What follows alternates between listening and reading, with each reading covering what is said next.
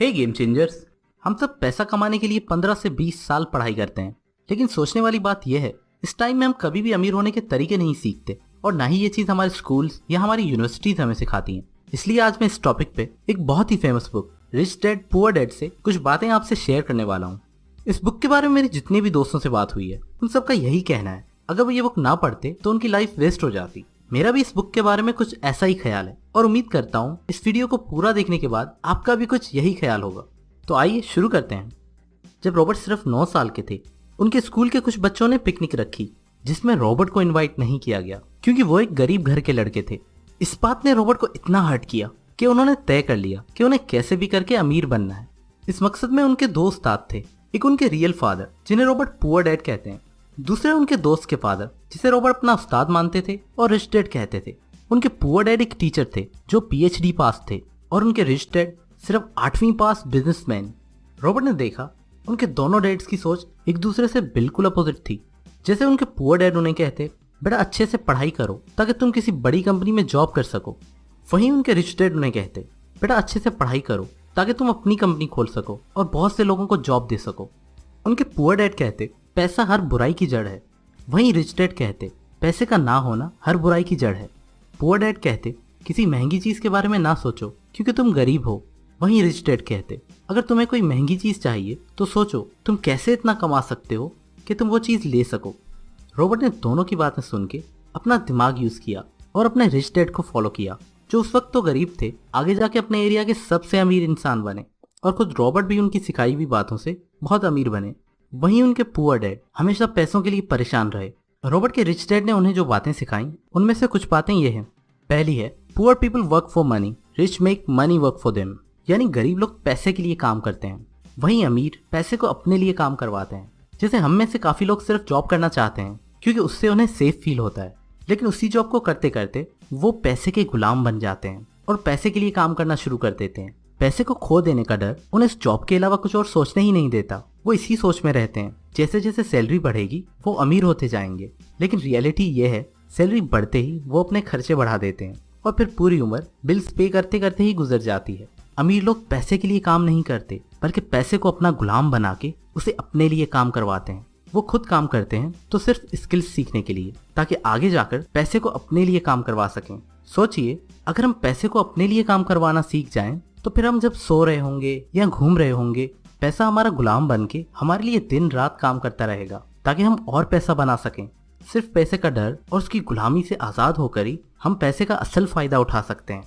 आप calculated risk लेकर कोई अच्छा बिजनेस कर सकते हैं या फिर अपने पैसे को अच्छी तरह इन्वेस्ट कर सकते हैं जिससे आपका पैसा भी आपके लिए कमाना शुरू कर देगा। हिस्ट्री हमें यही सिखाती है। आज तक कोई भी सिर्फ जॉब करके अमीर नहीं बना। अगर कोई अमीर बना है तो वो कोई बिजनेस करके या फिर अपने जॉब से आए हुए पैसों को आगे इन्वेस्ट करके बना है। अगर ये कॉन्सेप्ट मैं आपको सिंपली समझाऊं तो जॉब लेने को अपनी मंजिल ना समझें बल्कि सिर्फ एक रास्ता समझें जो आपको आपकी मंजिल तक लेके जाएगा।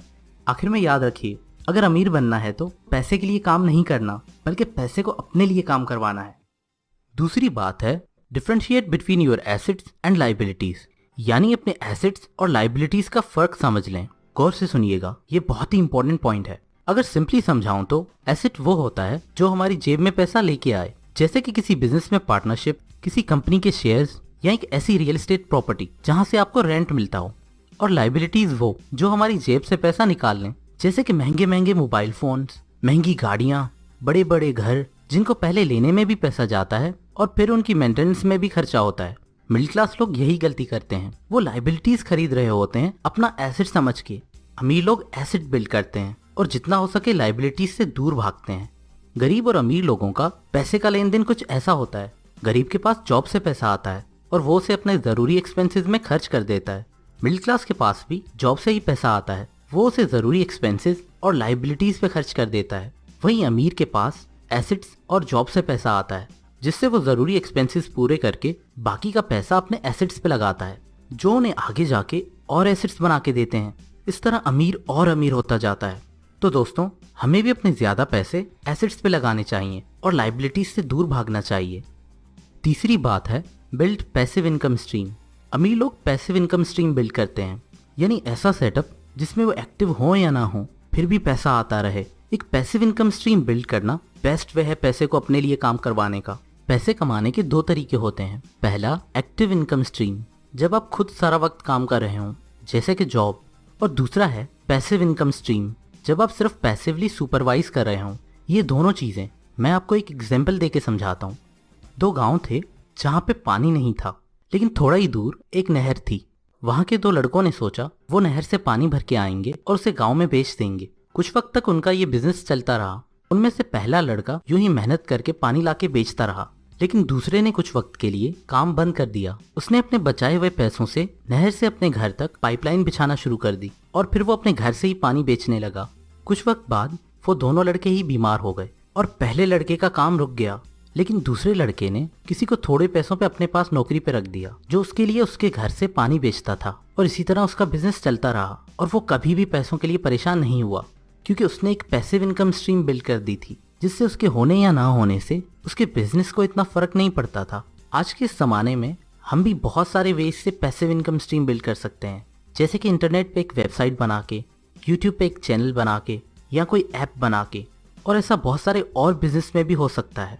आज के लिए बस इतना ही। तो दोस्तों, अगर आपने इस वीडियो से कुछ सीखा है तो आगे भी बहुत कुछ सीखने के लिए हमारा YouTube चैनल सब्सक्राइब करें। हम आगे और काम की वीडियोस बनाने वाले हैं। और इस वीडियो को अपने दोस्तों के साथ शेयर करें।